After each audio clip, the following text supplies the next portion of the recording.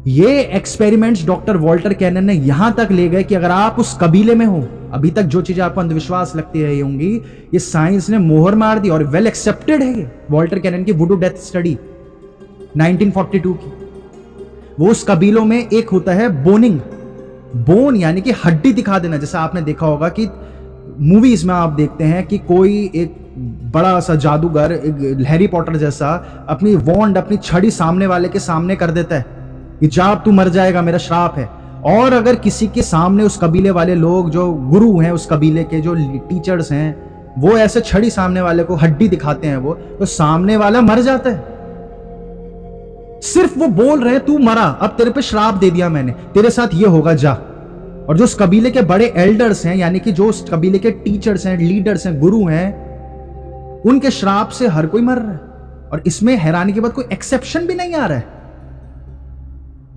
और ये इतनी शर्मनाक बात है कि ये सारी चीजें पिछले 30-40 साल से, या कुछ रिसर्चर्स ही कहे तो 50 साल पहले से, जब से रिसेट करी गई ह्यूमन पॉपुलेशन, ह्यूमन रेस को रिसेट करा गया 1950 के बाद से, ऐसा कुछ लोगों का क्लेम है। 1960 के बाद से पूरा इंफॉर्मेशन चेंज कर दी गई है। खैर, इसके पीछे बहुत एक्सट्रीम एविडेंसेस है जिनको आज तक कोई नकार नहीं पाया। जिसने एविडेंसेस पढ़े कि हाँ कुछ हुआ है पिछले 50-60 साल पहले, पूरी ह्यूमन रेस को रिसेट करा गया है।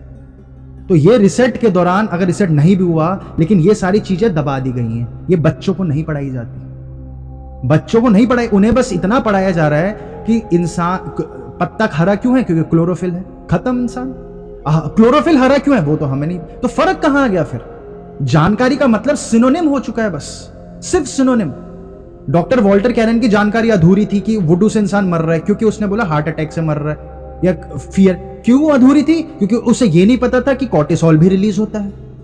और क्या अधूरा था? उसे यही नहीं पता कि ईईजी स्कैन्स नहीं थे उसके पास। ये कुछ इस प्रकार की बात हो जाएगी कि अगर कोई इंसान मर जाए तो उसके सिर्फ सिनोनिम्स ऐड होते जा रहे हैं आज की जानकारी में, क्योंकि ये अब अनुभव की नॉलेज नहीं रह गई है। ये कैपिटलिज्म की नॉलेज अनुभव की नहीं है, ये सिर्फ किताबी नॉलेज बन चुकी है। किसी को कोई अनुभव नहीं है। आपको ये समझना है कि ये फिनोमिनस, चाहे आप खुद पढ़ें या फिर ये वुडू डेथ के बारे में आप आंख बंद कर ध्यान करें, तो आपको एहसास होगा कि आपकी सारी बीमारियां, सारे तनाव सिर्फ इसलिए तनाव है क्योंकि सामने वाले उस चीज को तनाव मानते हैं।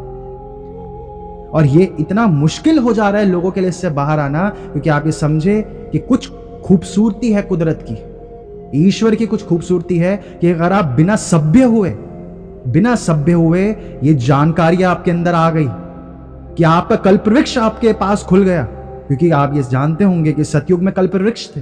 क्या होता है कल्पवृक्ष का मतलब? कि सामने वाला तुम्हें अटैक नहीं कर सकता। सामने वाला क्योंकि वो बीमार है तो तुम्हें बीमार नहीं कर सकता। वो जैसे शारीरिक बीमारियां आप लोग देखते होंगे, आप लोगों को लगता ही होगा, देखते क्या होंगे, और ये आपको लिटरेचर मिल जाएगा हजारों लाखों, कि अगर आपको किसी को फ्लू है और आप फ्लू वाले इंसान के साथ खाना खा ले, फ्लू वाले इंसान का झूठा पी ले, आपको लगता होगा बीमार पड़ जाते हो क्योंकि उससे कीटाणु आपके अंदर आ गए। लेकिन आपके जीवन में एक ऐसा समय आएगा कि आपको संभव ही नहीं है फ्लू वाले का झूठा खाने से आपको बीमारी हो जाए। ये संभव नहीं है। इंसान बहुत शक्तिशाली है, वो बस उस कुएं के मेंढक की तरह फंस रखा है। उसे अपना पोटेंशियल नहीं पता, क्योंकि अभी तक वो जो कुछ है वो नाम है, बस अपना नाम, नहीं तो उम्र है जो हर साल बदल जाती है, उम्र नहीं तो अपने माता पिता की औलाद है, और वो शहर में पैदा हुआ एक नागरिक है। वो इससे ज्यादा कुछ जानता ही नहीं। वो एक मांस के टुकड़े से ज्यादा खुद को नहीं जानता। जब आपको ये दिखने लगता है तो आपको लेकिन एक प्रायर कंडीशन है, सिर्फ तभी दिख पाएगा जब तक सभ्य नहीं हो रहा इंसान। सभ्य का मतलब ये नहीं है कि सड़क में चलती हुई लड़कियों को जो नहीं छेड़ता वो सभ्य है, जो सबको नमस्कार कर रहा है वो सभ्य है। नहीं, सभ्य का मतलब है कि आपके अंदर जलन, ईर्ष्या, क्रोध ये खत्म हो जाए। ये खत्म होते ही आपके अंदर ये समझ आ जाएगी कि सामने वाले आपको बीमार या दुख या कष्ट दे ही नहीं सकते। तब अंदर आपके अंदर एक इंफिनिटी खुलने लगेगी। वो कल्पवृक्ष का बीज रखा जाएगा आपके अंदर, और वो सारी चीजें जो अभी तक आजकल के बच्चे बोलते हैं अंधविश्वास है, लेकिन वुडू के रिसर्च पेपर्स जब आप पढ़ते हैं तो वो बोलते हैं नहीं, श्राप तो काम करता है। सारा पूरा साइंस कह रही है श्राप काम करता है, एक्सेप्शन भी नहीं है। लेकिन शर्त क्या है? उस कबीले के लोगों पर ही काम करेगा। श्राप झूठा नहीं था। और सत्संग में बैठना कितना जरूरी है यह आपको समझ आएगा कि जिस प्रकार के लोगों के बीच आप हो वो ही आप बनने लग जाते हो। 99.99 जनता के साथ, प्रतिशत जनता के साथ ये होना ही है। और इसी वजह से सोसाइटी का ढांचा चल पाता है, क्योंकि हम एक दूसरे की देखा देखी कम्युनिटी, एक सपोर्ट सिस्टम क्रिएट कर पाते हैं, एक दूसरे पर डिपेंडेंसी हो पाती है। आपको ये समझना है, रिलैक्सेशन की स्टेट्स पर ये सारी नॉलेज आप खुद अनुभव कर पाओगे, क्योंकि आप ये समझे कि जो मैंने आज आपको ये बताया, या चाहे आप खुद वुडू डेथ की 1942 की रिसर्च पेपर्स पढ़ोगे, वो आपके जीवन का हिस्सा कभी नहीं बनने वाली जब तक आपको खुद से अनुभव नहीं हुए। वो आज तक आप सबने पढ़ा होगा कि ह्यूमंस आर इनफाइनाइट, उसका अर्थ क्या है? जब तक आप खुद फील नहीं करोगे वो कोई अर्थ नहीं है उस चीज का। आपने कभी प्यासे को पानी बोलकर उसकी प्यास बुझाई है? नहीं। वैसी हमारी आत्मा की भी प्यास या आत्मा की भी जरूरत या आत्मा का भोजन भी अनुभव है। अनुभव के अलावा जो भी आप कर रहे हो वो आधा सच है और आधा सच भी नहीं है, वो कुछ भी नहीं है, वो बीमार करेगा। एक उम्र के आपकी होगी, आप 50, 60, 70 के होंगे, और आप क्योंकि दूसरों पे डिपेंडेंट थे और दूसरे लोग तो बचे ही नहीं। अब तो नई पीढ़ी आ गई, तो हमें नई पीढ़ी में कमियां दिख जाएंगी। आज से पहले 20-30 साल पहले पुरानी पीढ़ी के लोग क्या बोला करते थे, या हम सब के माँ बाप बोलते थे, गेम्स मत खेलो। बिल्कुल सत्य बात है, किसी भी चीज को एक्सेस नहीं करना चाहिए। गेम्स खेलोगे, वीडियो गेम्स खेलोगे तो तुम नौकरी कैसे मिलेगी तुम्हें? लेकिन आज आप देखोगे जो दुनिया में सबसे अमीर लोग हुए हैं, जो 2-2 साल में करोड़पति बने, वो कौन लोग हैं? तो कौन सा नया प्रोफेशन आ चुका है? गेमिंग का प्रोफेशन। वो गेम्स खेल खेल के इतना बड़ा वो हो चुका है प्लेटफॉर्म। पहले बोलता था मोबाइल में मत घुसो, लेकिन आप, हालांकि कलयुग है, ये नहीं बोल रहा हूं कि अच्छी चीज है बुरी चीज है। आप ये देखें कि YouTube हमारे देश में, इंडिया में 7 लाख फुल टाइम नौकरियां दे चुका है। ये ऑक्सफोर्ड यूट्यूब की रिपोर्ट आई है, ऑक्सफोर्ड की। और हमारे पूरी दुनिया में सबसे बड़ा एम्प्लॉयर कौन है पूरी दुनिया में? Indian railways. वो 13 लाख नौकरियां देता है। पूरी दुनिया में सबसे बड़ा एम्प्लॉयर है, 13 लाख नौकरियां। और यूट्यूब की सिर्फ इंडिया में 7 लाख नौकरियां। अब जो इंसान हमेशा से एक तरफा हो गया, वो कुदरत के भाव से नहीं गए थे कि मुझे तो मोबाइल नहीं छूना, क्योंकि वो समाज बना रह गया था। वो आत्मा, उसे लगता था कि मोबाइल से कमजोर होगा, वो उसे लगता है मोबाइल उससे ताकतवर है। यही मैं आप लोगों को कहता हूं कि आप सब, हम सबको क्या लग जा रहा है कि हम, समाज हमसे शक्तिशाली है, और ये लगना भी जरूरी है, वरना हम बहुत खतरनाक इंसान बन जाएंगे। तो इस वजह से इतना विरोध चल रहा है, इतना विरोध चलता है पोर्नोग्राफी का। निश्चित ही पोर्नोग्राफी जो मूवीज है वो इंसान के ब्रेन को अडिक्ट बना सकती हैं, लेकिन आप लोग पोर्नोग्राफी और इन सारी चीजों से बहुत शक्तिशाली होते हो, क्योंकि सब ऐसा बिहेव कर रहे हैं, इसलिए सब ऐसा बिहेव कर रहे हैं, सबके साथ ऐसा हो रहा है। अभी आप ये देखें, 8 दिन तक वो कुछ भोजन पानी नहीं लेंगे, पानी तो लेंगी, भोजन नहीं लेंगी। वो कुछ 8 दिन तक भोजन नहीं लेंगी, दिन में बस एक बार वो कुछ खाती होती हैं। लगातार 8 दिन तक चल रहा है। नवरात्रि में लगातार 9 दिन तक चल रहा है, क्योंकि उस माहौल में लोगों को आदत है। जैसे वुडू का आपने देखा, वैसे नवरात्रि में या फिर चौमासे में बहुत मुनि होते हैं, जैन मुनि होते हैं, वो 3 महीने 4 महीने कुछ नहीं खा रहे हैं, कुछ भी नहीं खा रहे हैं। एक टाइम भी नहीं खाते, वो सिर्फ छाछ का पानी पीते हैं। और ऐसे और रिकॉर्डेड है ये, रिकॉर्डेड है ये। क्या ये सारी जानकारी जो 4 महीने के रिकॉर्डेड है, क्या ये साइंस वाले यहां आकर उन्हें क्रॉस चेक करके सबको नहीं बताना चाहिए? वो कभी भी नहीं बताएंगे, कभी भी नहीं बताएंगे। वो तो, हम सब जीवित हैं तो हम अपनी आंखों से देख पा रहे हैं। 4 महीने तक वो इंसान बीमार नहीं पड़ रहा है, और वो इतनी सरल सी लगती है उन मुनियों को या महाराज, जो जैन महाराज होते हैं, कि वो आम जनता को बोलते हैं तुम भी कर लो, 1 महीने तो कर लो कम से कम, और नाम लिख देते हैं। और जब कोई इंसान जो उस माहौल में है वो 1 महीने तक भोजन नहीं करता, ऐसा नहीं कि एक टाइम करता, नहीं, एक टाइम भी नहीं, उसे कुछ नहीं हो रहा, सिर्फ छाछ का पानी पीते हैं वो लोग, या कुछ ऐसे, कुछ चने का पानी, या कुछ इस प्रकार का कुछ डिटेल्स होती हैं, कुछ भी नहीं हो रहा। तो आप ये समझें कि आप समाज में रह रहे हैं। पेसिमिज्म नोसीबो है, पेसिमिज्म मृत्यु है, पेसिमिज्म बीमारी है।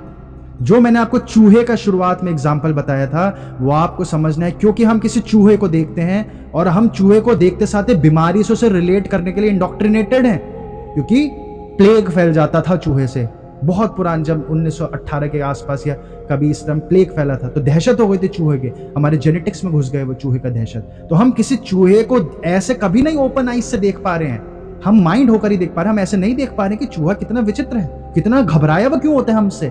देखते साथ हमें कोई जिज्ञासा नहीं उठती किसी भी चीज को लेकर, जजमेंट उठ जाता है किसी भी चीज को लेकर। किसी भी चीज को लेकर कॉकरोच को देखकर जजमेंट उठ जाएगा, जजमेंट उठ जाती है कॉकरोच को देखकर, ये तो गंदगी हो गई, बीमार हो गए।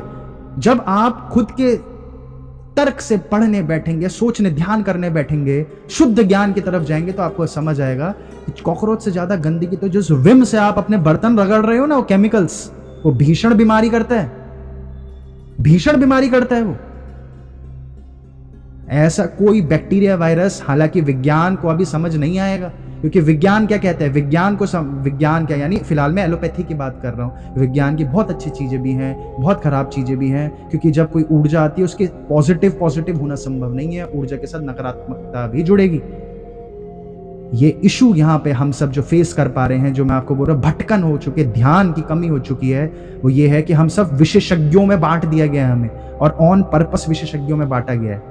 अब जिस इंसान को ये वुडू डेथ का पता चला, उसको नहीं पता था कि हिंदुइज्म में ये प्रैक्टिसेस हमेशा से हो रही है, ये मंत्र उच्चारण क्या कर रहे हैं, उसे क्या पता ये सब हो रहा है। उसे क्या पता कि ये संस्कार, ये यम का मतलब क्या है, जो हम यम नियम पढ़ते हैं, योग के 8 अंग में पढ़ते हैं हम, अष्ट अंग यानी कि 8 अंग जो योग के आपने सुने होंगे, उससे पहले यम क्या होता है, अच्छे संस्कार भर दो, ऑप्टिमिज्म भर दो जीवन के प्रति, कि जीवन खूबसूरत है, जो होता है अच्छे के लिए होता है।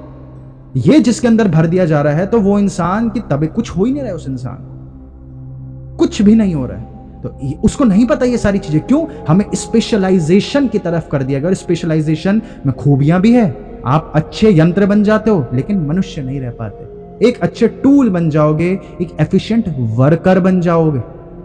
इंडस्ट्री को वर्कर चाहिए। तो बहुत फेमस कहानी है गौतम बुद्ध के जीवन से जुड़ी हुई, कि उन्होंने समझाया यही चीज के इस प्रकार से समझाई कि जब विशेषज्ञों को हाथी के आगे रख दिया जाएगा, तो हाथियों को एक विशेषज्ञ उसकी सूंड छुएगा, और उस हाथी के सूंड छू के पूछा जाए उस विशेषज्ञ से ये क्या है, जबकि उस विशेषज्ञ को आंखों के आगे दिख रहा है कि एक जीव है, बहुत विशाल जीव है, लेकिन वो जीव नहीं बोलेगा उसे।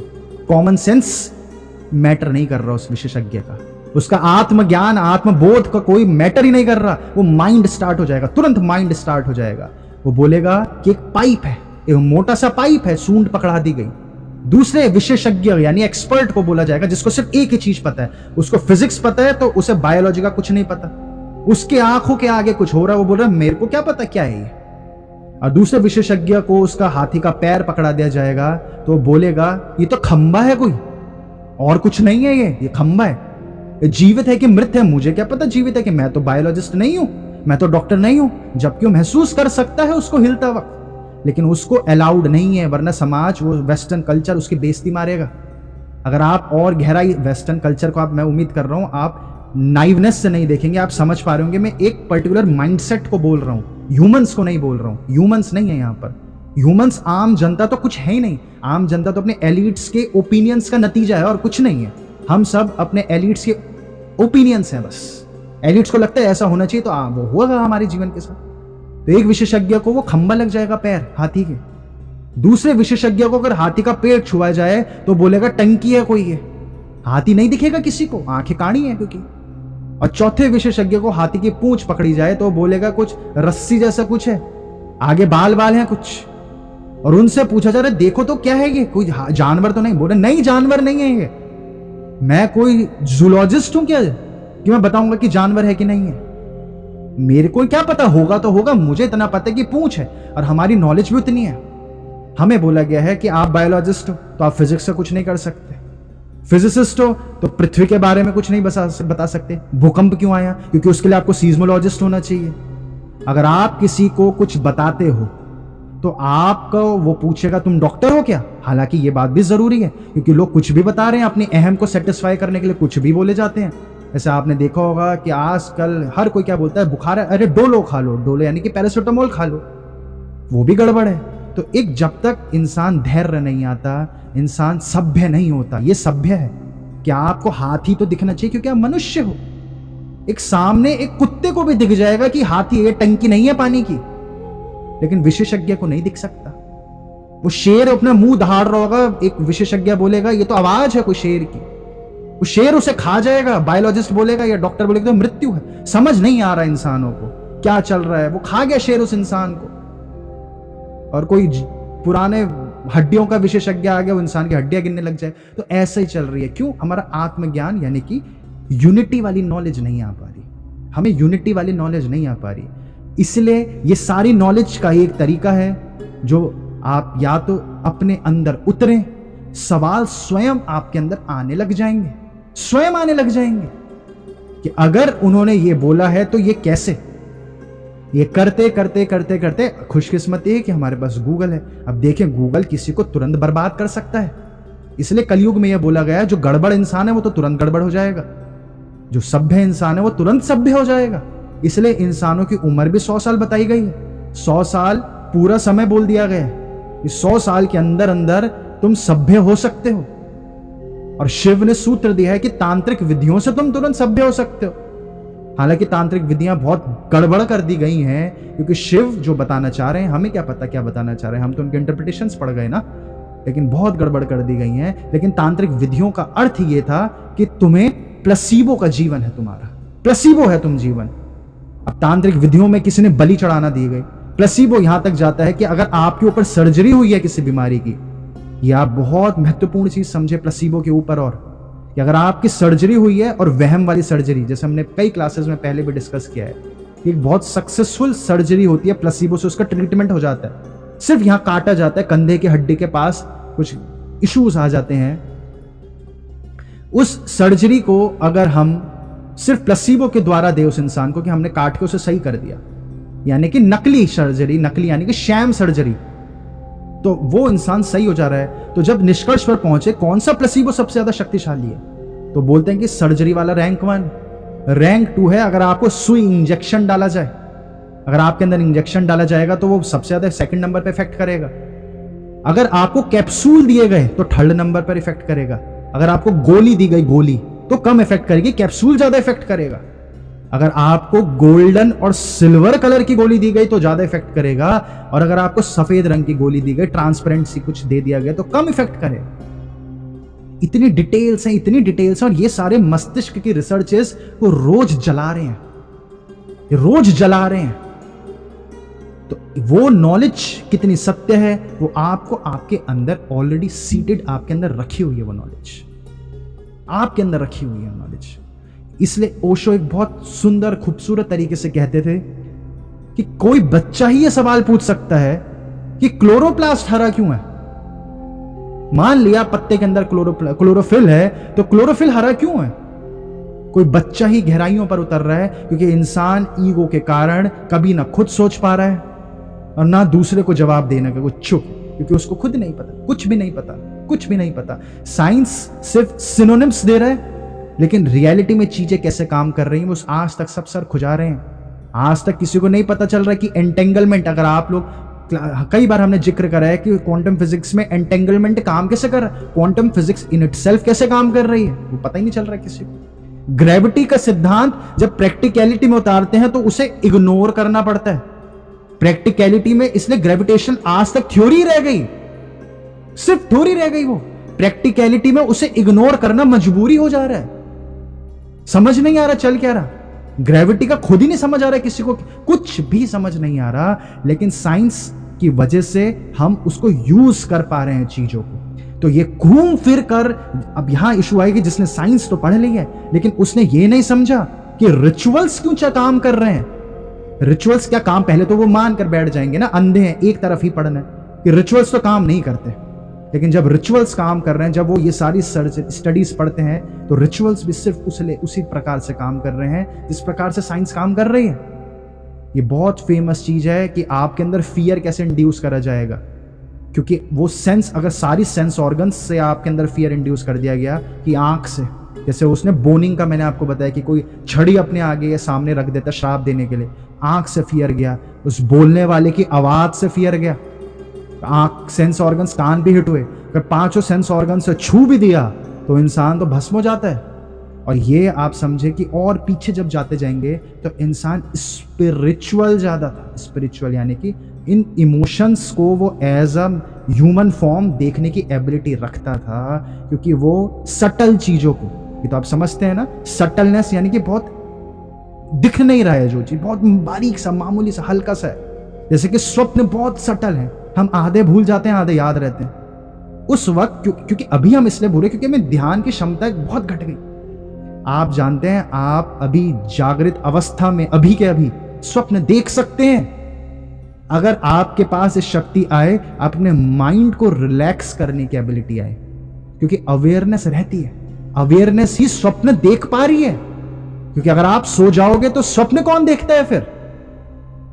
वो आपकी अवेयरनेस है। वो इसी वक्त आप अपने माइंड में इतने थॉट्स आ रहे हैं आपके चारों ओर, लेकिन हम नहीं देख पा रहे क्योंकि माइंड इतना एग्रेसिव है। सारी ऊर्जा आपकी यहां चले जा रही है कि मैं क्या बोल रहा हूं, अभी मैं क्या बोल रहा हूं, वो आपकी सारी ऊर्जा यहां लग गई। तो आपके माइंड में जो चारों ओर से जानकारियां आ रही है ना, जैसे चूहे को हमने देखा, वो आपके अंदर गई। आपने देखे तांत्रिक जादू टोना कर रहा है, वो आपके अंदर गई। कॉकरोच को देखा, वो आपके अंदर गई। ये जाते जाते जाते जाते, अगर आप इस प्रकार के लोगों के हो, लोगों के आसपास हो, जो उठते साथ ही बोल रहे हैं कि ये गड़बड़ हो गई मेरे साथ, क्या यार बेकार हो गया, आज तो बारिश हो गई, तो कुदरत के खिलाफ है वो। जो ये इस संस्कार से संस्कृत नहीं हो पाए कि जो होता है अच्छे के लिए होता है, वो इससे संस्कृत नहीं हो पाए, जो कुदरत के बहाव के अगेंस्ट हो गए। अगर पेड़ बोल रहे हैं कि 10 दिन बाद फूल, हमारा फल सड़ जाएगा, तो लोग दुखी होकर बैठ गए कि कितना बेकार फल है, ये तो 10 दिन में खराब हो रहा है। तो कुदरत के खिलाफ जो जा रहे हैं, हर चीज को थैंकफुलनेस की नजर से नहीं देख पा रहे हैं, हर चीज को शुक्रिया अदा नहीं कर पा रहे हैं वो ईश्वर का, प्रकृति का, तो वो दुखी होने लग जाते हैं वो लोग। और ये दुख धीरे धीरे इकट्ठा होता जाएगा, इकट्ठा होता जाएगा। ये प्योर सोल नहीं बन पाता इंसान। प्योर सोल का मतलब है कि वो किसी भी चीज को बुरा ना देखे, और ऐसा नहीं अच्छा ही अच्छा देखे, अच्छा भी ना देखे। इसलिए ध्यान में कहा जाता है कि आप शांत, मौन का क्या अर्थ है? मौन इसलिए करवाया जा रहा है, आपकी क्लेंजिंग हो जाती है। अब आप किसी से पूछो कैसे क्लेंजिंग हो जाएगी? जो वहां पे वेस्ट में मुसीबत में पड़ रखे हैं इस विशेषज्ञ, क्योंकि उन्हें ये पता है तो उसका जवाब नहीं पता उन्हें किसी को कि ये कैसे हो रहा है, तो वैसे ईस्ट में इस मुसीबत में पड़ जा रहे हैं। वो किताब पढ़कर रट कर तो बैठ गए, ये क्लेंजिंग हो रही है मौन से। वो क्यों हो रही है क्लेंजिंग, वो किसी को नहीं पता। बच्चा अपने माँ बाप को देख रहा है कि अगर नमाज पढ़ रहा है, 5 बार नमाज पढ़ रहा है, बच्चा अपने माँ बाप को देख रहा है कि रोज सुबह उठ के बत्ती दिया जला रहा है, मूर्ति के आगे, मंदिर के आगे दिया जलाता है। बच्चे अपने माँ बाप को देखकर पढ़ रहा है कि गुरबाणी सुन रहा है रोज। और बच्चा पूछे कि इससे आप बोलते हो सब अच्छा हो जाएगा, कैसे अच्छा हो जाएगा, बताओ तो सही। उनके माँ बाप नहीं बता पाएंगे। तो बच्चा वहां सच बोल रहा है कि आप अंधविश्वासी हो। अगर खुद नहीं पता आपको, तो आप पे वो वैसे भी काम नहीं कर रही, आप सिर्फ सुसमाज रह गए हो। तो बच्चा बिल्कुल सत्य बोल रहा है, अंधविश्वासी हो। तो माँ बाप को जब खुद ही नहीं पता चल पा रहा है, तो बच्चे को कैसे वो बताएंगे? तो वही हो गया कि अगर आपसे कोई पूछ रहा है मौन काम कर रहा है, तो उसे खुद नहीं पता मौन क्यों काम कर रहा है, तो बच्चा तो स्वाभाविक बोलेगा कि मुझे नहीं जाननी तुम्हारी नॉलेज, तुम्हें खुद ही नहीं पता।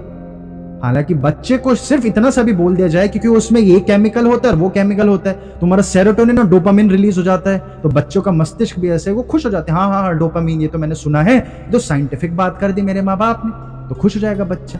लेकिन बच्चे का भी ज्ञान क्योंकि अधूरा था, क्योंकि माँ बाप का भी ज्ञान अधूरा था, तो इसलिए बच्चे इन हमेशा से जो रिलीजियस प्रैक्टिसेस रही हैं, यम की या नियम की, यानी कि एक अच्छा प्रॉपर शेड्यूल बन जाए जिसमें अपने शरीर को साफ सुथरा करना है, अपने शरीर को कसरत देनी है, वो अगर बच्चे के संस्कार में आ जाएगा और बच्चा पॉजिटिव माइंडसेट से हो जाता है, तो इसी वजह से जो बहुत बड़ा झूठ बोलकर उन्हें छुपाया गया कि हमारे इंडिया के लोग, खासकर ईस्ट के लोग, इनकी उम्र, एवरेज लाइफ स्पैन बोला जाता है 33 साल होता था। आप ये समझेंगे 1950 तक या 1940 तक उनका बोला गया कि इंडिया का लाइफ स्पैन 33 साल है। हमारी दादी जी तो 92 साल जी, मैं की दादी जी भी 92 साल जी, सबकी दादी जी इतने इतने उम्र जी हैं, और उनके हिसाब से तो 33 में मर जाना चाहिए था आप सबकी दादियों को, क्योंकि वो तो 1950 से पहले पैदा हुई। ये इसी वजह से उन्होंने जो 33 निकाला, ये आज आप लाइव देख पा रहे होंगे कि कैसे मेडिकल ट्रायल्स को वो रैंडम ट्रायल्स कर करके, कितना कुछ चेरी पिकिंग वाले ट्रायल्स उठा उठाकर जनता को चेपते हैं। ये उठाकर सारी नॉलेज उन्होंने बनाई है। वर्ल्ड वॉर में सबसे ज्यादा कौन से देश के लोग मरे होंगे? वर्ल्ड वॉर 2, वर्ल्ड वॉर 1 में इंडिया के सैनिक मर रहे हैं। भूखमरी से इंडिया के लोग मरे होंगे, लेकिन बीमारियों से अगर भूखमरी हटा दी जाए तो उस वक्त ईस्ट के लोग उतने बीमार नहीं पड़ते थे। आज भी खुशकिस्मती है, अभी भी आप लाइव देख सकते हो उत्तराखंड के विलेजेस में जाकर कि 100 साल की उम्र बहुत कॉमन है, कोई बड़ी बात नहीं है 100 साल की उम्र, ये आप देखेंगे। लेकिन उन्होंने ऐसे करके बच्चों को पेश करी चीज कि वो सिर्फ तो 33 साल जीते थे, सिर्फ 33 साल जी रहे थे वो। तो आओ एलोपैथी कर लो, तुम बीमार पड़ जाओगे अगर तुमने शुगर खा ली, चीनी खा ली। बिल्कुल चीनी से बीमार पड़ता है इंसान, लेकिन वो मेन चीज नहीं समझा रहे, तनाव और कसरत की कमी। यम और नियम, यम यानी कि पॉजिटिविटी, संस्कार, हर चीज के अंदर खूबसूरती देखने की क्षमता, वो कहां है हमारे अंदर। और नियम यानी कि अपने शरीर को रिस्पेक्ट करने की एबिलिटी। आपका शरीर आपको तोहफा मिला है, उसको रिस्पेक्ट करने की एबिलिटी। कितनी शर्मनाक बात है कि अगर हमारा शरीर हमें इंडिकेशंस दे रहा है कि तुम्हारे डार्क सर्कल्स पड़ गए आंखों के नीचे, हम उसे इग्नोर करके कॉफी पी के फिर काम पर चले जाते हैं। किस काम पर जा रहे हैं हम, क्या करेंगे काम करके? अगर हमसे कई बार लोग, आप लोगों में से कई बार पूछते हैं, या मेल्स आते हैं बहुत सारे अलग अलग, हमारे माता जी पर मेल्स आते हैं कि बच्चों की परवरिश कैसे करें।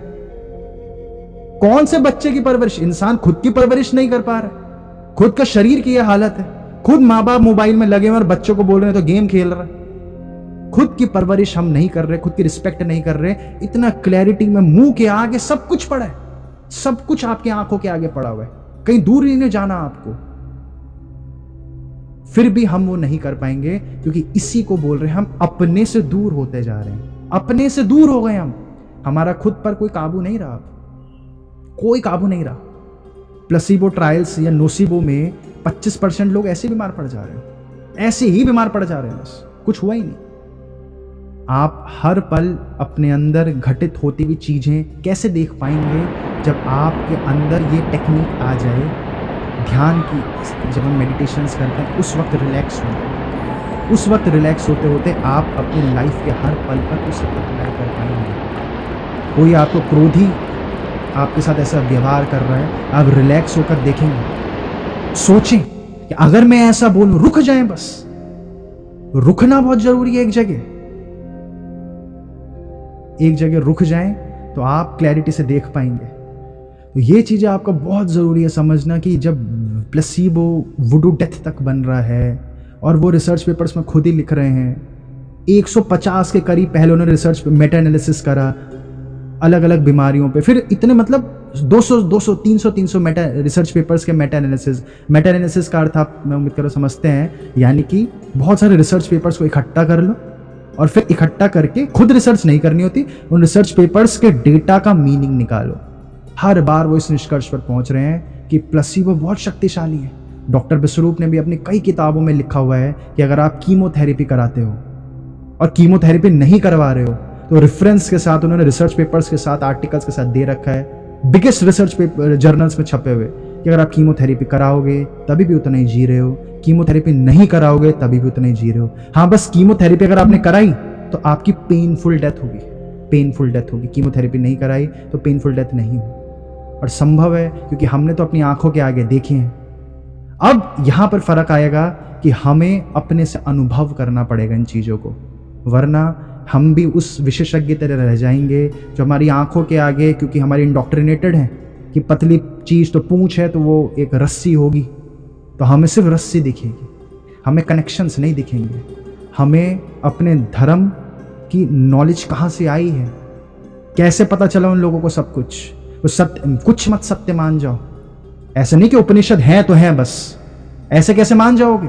शुरुआत में मजबूरी हमें मानना पड़ेगा, लेकिन एक वक्त आएगा आप उनको भी एक्सपेरिमेंट करो, सब कुछ एक्सपेरिमेंट करो, आपको एहसास होगा, सब कुछ स्वयं ही एहसास हो जाएगा। मेरा कुछ बोलने का कोई फायदा ही नहीं है, क्योंकि जितना मैं बोलूंगा शब्द रियलिटी से आपको दूर ले जाते जाएंगे। स्वाद, अगर आप बोलें कि भोजन से भूख मिटती है, किस प्रकार की मिटती है, ठंडक किस प्रकार की होती है, तो मैं क्या बोलूंगा आपको कि रोंगटे खड़े होते हैं, तो आप ठंडक से तो और दूर चले गए।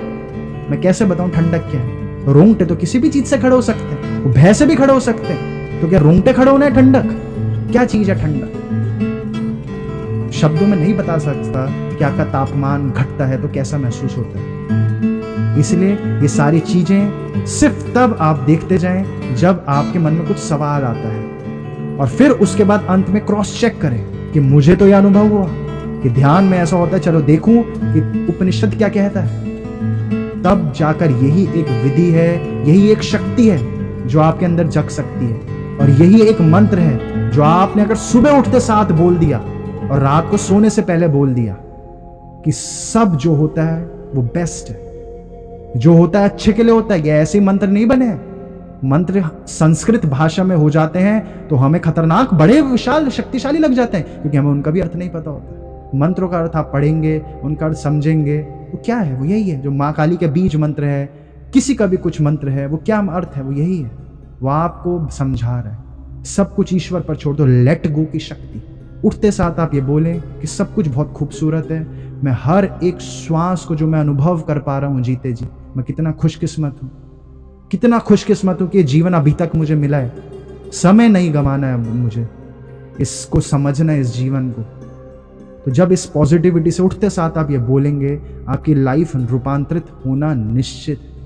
बीच में जरूर कुछ भटकने आएंगी, क्योंकि हम अडिक्ट हैं, कोकेन के अडिक्ट, वैसे हम अपने बिहेवियर के अडिक्ट हैं।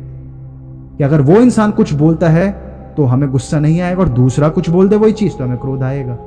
हम अपने बिहेवियर के अडिक्ट हैं, उनसे हम धीरे धीरे बाहर आएंगे। ये दोहराएं अपने अंदर।